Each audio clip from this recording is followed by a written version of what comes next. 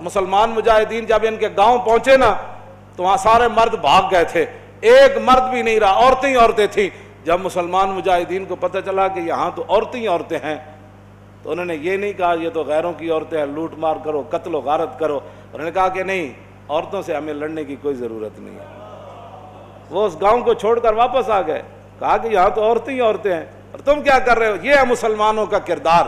اور جب حاتم طائی کی بیٹی ننگے سر حضور کے سامنے آئی تو پھر رسول اللہ نے ان سے قید ہو کر آئی اور فرمایا کیا چاہتی ہو؟ کہا جی میں نے آپ یہاں نہیں رہنا، مجھے میرے بھائی عدی بن حاتم شام دوڑ گیا ہے، آپ مجھے سواری دیں اور راستے کا خرچہ دیں، زیادہ راہ دیں تو مجھے آپ آزاد کر دیں۔ حضور نے فرمایا یہ بھائی ان کو سواری بھی دے دو، ان کو کپڑے بھی دے دو، ان کو زیادہ راہ بھی دے دو اور ان کو بحفاظت شام روانہ کر دو۔ جب وہ شام پہنچی نا، عدی بن حاتم، حاتم طائی کے بیٹا، ان کا بھائی نے کہا تھا میں نے حضور کا کلمہ نہیں پڑھنا، جو مرضی ہو جائے۔ جب وہ بہن بھائی کے پاس پہنچی تو پہنچنے کے بعد اس نے پوچھا تو کہاں سے آ رہی ہے؟ انہوں نے کہا میں تو رسول اللہ کے دربار سے آ رہی ہوں۔ انہوں نے کہا پھر کیا ہوا؟ انہوں نے کہا میں تو قید ہو گئی تھی۔ انہوں نے کہا پھر تجھے قتل نہیں؟ انہوں نے کہا قتل کی بات کرتا ہے تو قتل کی بات ہے؟ انہوں نے کہا تو نے کیسا ان کو پایا؟ انہوں نے کہا بھائی جان ایتھے سمجھ آنے والی گل نہیں۔ انہوں نے کہا میں تے نہیں مننا۔ انہوں نے کہا جلا ہویا ایک بار جا تے صحیح، تو ویکھ تے صحیح، تو آیا نہ درتے کیوں بد نصیبہ، ہزاروں رنگاں وچ رنگیں دے محمد۔ بہن دے کہن ہوتے عدی بن حاتم کہنے میں تو تیز سواری رکھی ہوئی سی، میں تو نس آیا، میں حضور دا کلمہ نہیں پڑھنا۔ بہن کہنے لگی ایک باری جا تے صحیح، اے دسن والی گل کوئی نہیں، ایک باری تو جا کے چہرہ انور ویکھ تے صحیح، خلق عظیم ویکھ تے صحیح، انہاں دی اخلاق تے عادات ویکھ تے صحیح جلیا۔ وہ کہندے میں اتھوں نسدا آیا، نسدیاں پھر میں جدو آیا تو مینوں پتہ چلیا حضور مسجد نبوی شریف وچ تشریف فرماون۔ کہندے میں جدو جا کے حاضر ہویا تو حضور اٹھ کھڑے ہوئے میرے واسطے۔ انہاں مولویاں پیراں خود اخلاق کے وجہ پیش کیتے، میں تو انہوں سچی گل کر رہا۔ ارے نہ چونکہ خود نہیں اس راستے تے چلنا سی تے چونکہ ایسے تھے تو پھر چونکہ ایسے تھا تو پھر کیوں جی؟ اور جڑی عورت رو رہی سی اپنے عزیز دی قبر ہوتے، حضور قریب تو گزرے تو فرمایا اسبری، انہوں نہیں سی پتہ رسول اللہ فرما رہے ہیں، انہیں سر رکھے ہوا۔ غم چیز ہی ایسی ہوندی، اسی واسطے حضور نے فرمایا میرا امتی پناہ منگے، غم بندے نو تباہ کر کے رکھ دیندا۔ انہیں کہا مینوں کہنے والے اسبری، جے تینوں یہ مصیبت پہنچی ہوندی تو تم مینوں نہ کہندا ہے گا۔ میرے آقا نے یہ سنی گل تو حضور چل پے، اس عورت نے کوئی گل نہیں فرمائی۔ اس سے یہ بھی پتہ چلتا ہے کہ جب آدمی اگلا اس حالت میں ہو تو اس کو تبلیغ نہیں کرنی چاہیے، بس جو بات کر دی وہ کر دی، بات ختم ہو گئی۔ زبردستی کسی نے ڈھا کے منانا ہے، لبیک دا نعرہ جنہوں سمجھ نہیں آیا ہوں تسی انہوں ڈھا کے کی منانا ہے؟ اور میں نے یہ دسو جیڑا اے نہیں کہندا حضور میں بھی لبیک کا اتنا ہی مانا ہے، حضور میں بھی حاضر، میرے بچے بھی حاضر، میرا مال بھی حاضر، میری عزت بھی حاضر اور میرے ماں باپ بھی آپ کے لیے حاضر۔ اس سے زیادہ لبیک کا کوئی معنی نہیں ہے، اور تاجدار ختم نبوت کے نعرے کا اس سے زیادہ کوئی معنی نہیں کہ ساری دنیا طے و بالا ہو جائے لیکن حضور کی ختم نبوت پر پیرا ہر صورت میں ہوگا۔ بس اس سے زیادہ تاجدار ختم نبوت کا، ہاں جی، اس سے زیادہ لوگ ان کو سیاسی نعرہ بنائے پھرتے ہیں، پیڑا اور تے پھکیاں اور۔ امت اس نعرے پر کھڑی ہو گئی اور وہ نیچے اختلافات تھے، امت ان کو بلا گئی، انہوں نے کہا بس بھائی لبیک۔ مسجد نبی شریف میں عرب بھی کہتے ہیں لبیک یا رسول اللہ، ہم عربی ہیں لیکن یہ نعرہ تو ہاں جی مصری بھی کہتے ہیں لبیک یا رسول۔ پورا عالم اسلام نہیں پوری دنیا کہہ رہی ہے اس وقت لبیک یا رسول اللہ، ہاں لبیک یا رسول اللہ۔ تو اس سے بڑا اللہ کا کیا کرم ہو سکتا ہے کہ امت اختلافات کو بھلا کر حضور کی غلامی کے لیے جمع ہو گئی۔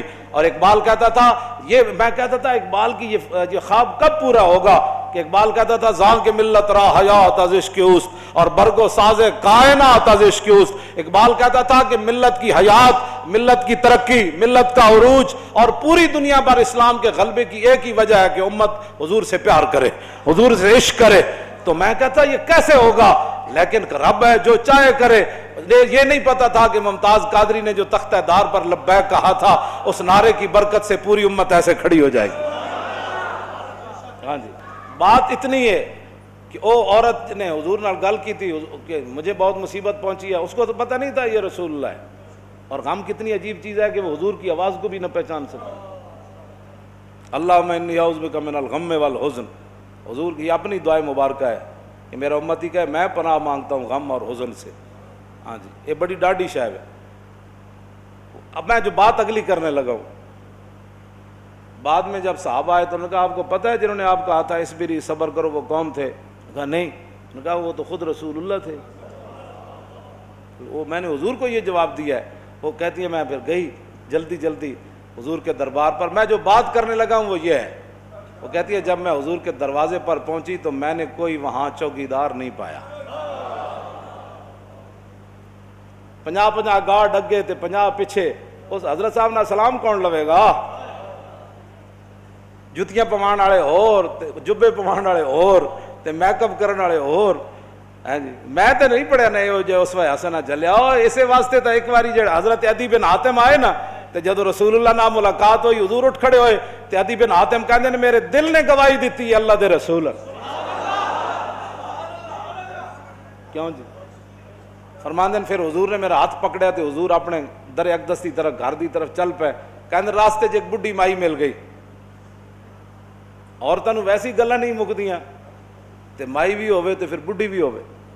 کہندے انہوں نے اتنی لمبی گفتگو حضور نال کیتی تے حضور دے چہرہ انور تے بھی ناگواری دے آثار ظاہر نہیں ہوئے کہ میرے نال مہمان ہے تو بس بھی کر رہا۔ کہندے نے میں کھڑ کھڑ کے تھک گیا، لیکن رسول اللہ نے ایک بار بھی اس مائی نو نہیں فرمایا کہ مائی بس کر اور کام تھوڑے۔ کہندے انہوں نے اپنی پوری گفتگو مکمل کی تھی تو پھر حضور چلے نہ جدوں، کہندے دوسری باری میرے دل نے گواہی دیتی حضور اللہ دے رسول۔ تو کہندے جدوں رسول اللہ گھر تشریف لے آئے تو حضور دا ایک مبارک تلائی سی جہدے تے حضور آرام فرماندے سن۔ کہندے نے اودے وچ کھجور دی چھال بھری ہوئی سی، کھجور دے پتے بھرے ہوئے سن، اس تے او بدن مبارک سوندے سن جنہاں دے بارے حضرت انس کہندے نے میں 10 سال خدمت کیتی، حضور نہ سلام لیا، ہزاراں واری لیا، حضور دے مبارک ہتھاں نوں بوسہ دتا، چومیا۔ ما مسست خزن ولا حریرن ولا شیئن قط الین من کف رسول اللہ، نہ میں کوئی ریشم نو ہاتھ لایا نہ کائنات دا کوئی اور نرم کپڑا ہو جائے میرے ہاتھ چ آیا کہ حضور دے مبارک ہاتھ تو نرم ہاتھ ہوئے۔ کیوں جی؟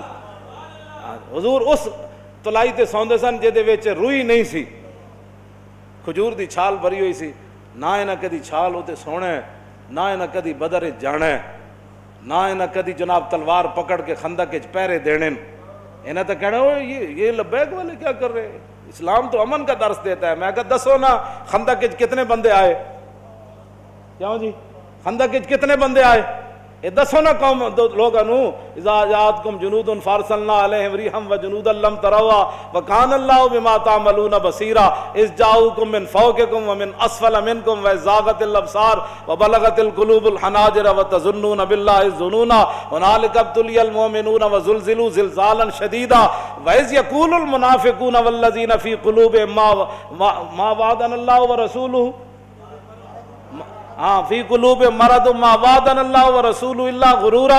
یہ تو منافق کا کام ہوتا ہے جب مشکل وقت او جی دیکھا گریک ٹاؤن ہو گیا، اور میں کہا پھر کی ہویا؟ یہ تو منافق کا کام ہوتا ہے کہ جب مشکل حالات آئے تو کہ دیکھو جی جن کا دیکھو جی اللہ رسول ساڑھے نہ ہاتھ میں ہاتھ کرنے دا معنی کر رہے ہیں، لفظی معنی تو نہیں نہ بنتا۔ اللہ رسول نے تو ان کا لفظی معنی کیا بنتا ہے کہ انہوں نے کیا اللہ رسول کی طرف نسبت کر دی کہ ہمیں تو دھوکے سے دو چار کر دیا گیا۔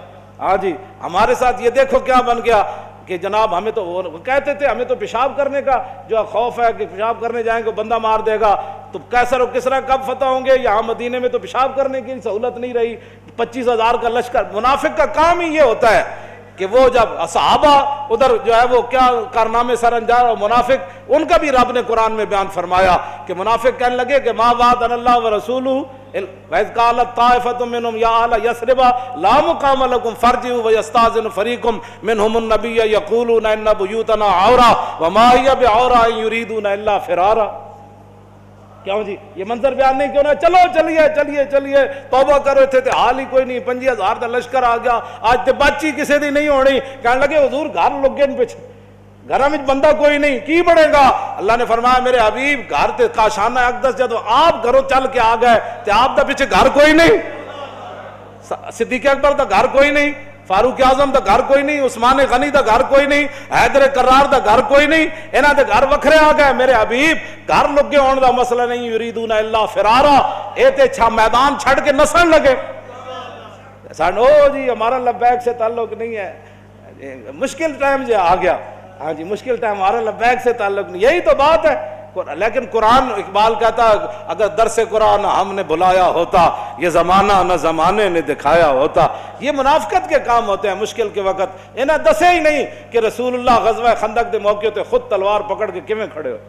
جب 25,000 دا لشکر خندق دے کنارے آ گیا، عمر بن عبد وہ گھوڑا چناب چھال مرائی تے ادھر آ گیا، تے 25,000 دا لشکر اتنے آ گیا، تے سارے چاندے سن کے گھوڑے سمیت ادھر آ جان۔ اس وقت میرے آقا و مولا پھر خود تلوار پکڑ کے کھڑے ہو گئے، اور حضور کو اللہ نے دبدبا کتنا دیا، کانہ و فرد فی جلالتہ فی عسکر حین تلقاہ وفی حشم لہ ہمم لا منتہا لکبائرہا وہمتہ الصغری جل من الدہر۔ یہ دوسرا حضرت حسان کا شعر ہے، پہلا امام بوصیری کا شعر ہے۔ فرمایا اللہ نے ہمارے آقا و مولا کو ہیبت اور جلال اتنا عطا فرمایا کہ حضور تنہا بھی کھڑے ہوتے تو محسوس ہوتا کہ حضور کی پشت پر لاکھوں کا لشکر کھڑا ہے۔ ہاں جی ہاں جی توجہ، حضور خود تلوار پکڑ، کیوں جی علیکم بسنتی ہے نہیں، یہ نہیں سنت کہ جب دین پر مشکل وقت آ جائے تو رسول اللہ خود تلوار پکڑ کر کھڑے ہو گئے؟ کیا یہ ان کے لیے سنت نہیں تھی کہ جب حضور کی ختم نبوت پر مشکل وقت آیا، حملہ ہو گیا اور حضور کی عزت پر حملہ ہو گیا، تو کیا قوم کے رہنماؤں کی، مذہبی رہنماؤں کی، پیروں کی، فقیروں کی، مولویوں کی یہ ذمہ داری نہیں تھی کہ خود میدان میں ایسے نکل آتے؟ یہ ہے نا علیکم بسنتی و سنت الخلفاء، کیوں جی الراشدین۔ اور سنت خلفاء کیا ہے؟ یہ تو حضور کا اپنا اس طریقہ مبارکہ ہے نا۔